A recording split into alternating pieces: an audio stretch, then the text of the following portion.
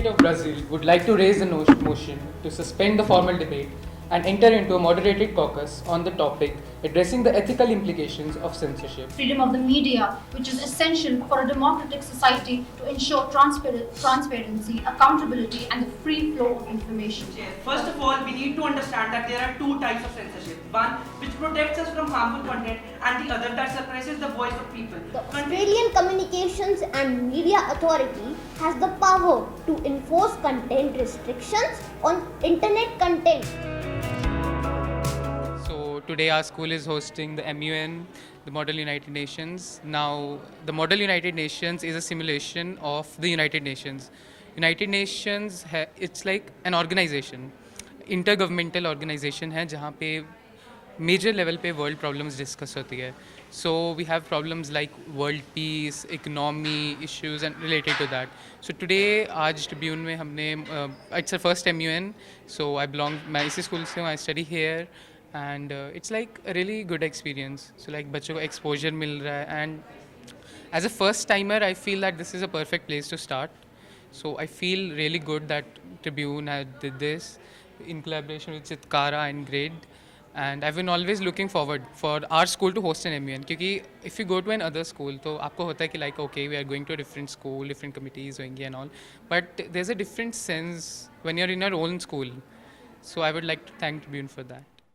This is the first time I've been in a committee like this, Human Rights Council.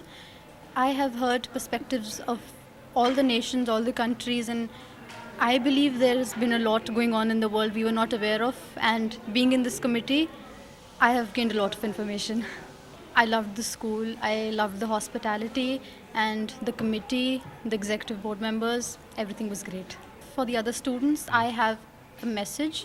It is great to be part of Model United Nations because you get an opportunity to speak for yourself, and you get the best thing you know is you get a lot to learn about how to research.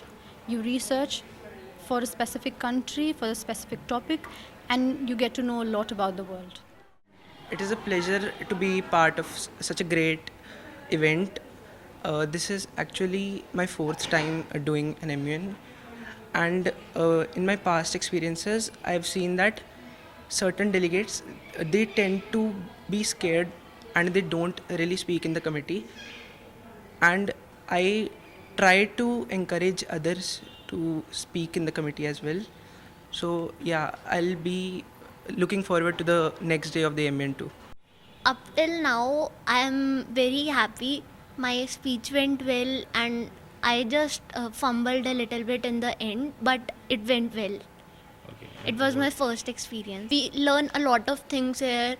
I learned researching in a stipulated amount of time, and also you collab with others during these modulated caucuses. You should go ahead. These type of programs, you know, they kind of polish your public speaking skills, and there's a fear to speak na, that fear vanishes.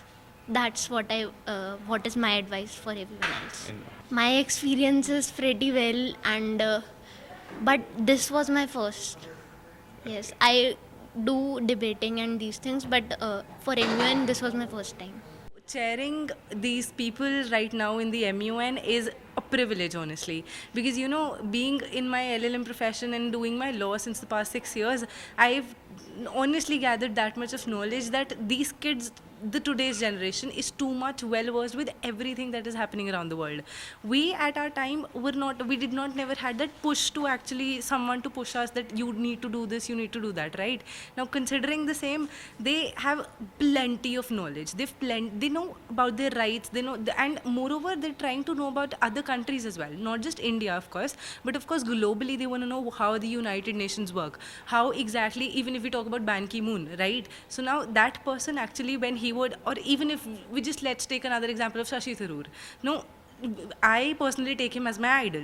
Now, taking Shashi Tharoor as an idol, people here sitting, I have 32 people in my committee right now, and this is the least amount of people I've chaired. But trust me, the amount of knowledge they carry, they can supersede the chairpersons as well. And honestly, looking forward to have them in another realm that they're going to supersede the world as well. So that's it. Kudos to them, and kudos to the Tribune that they're actually giving us the opportunity to be here. It really means a lot.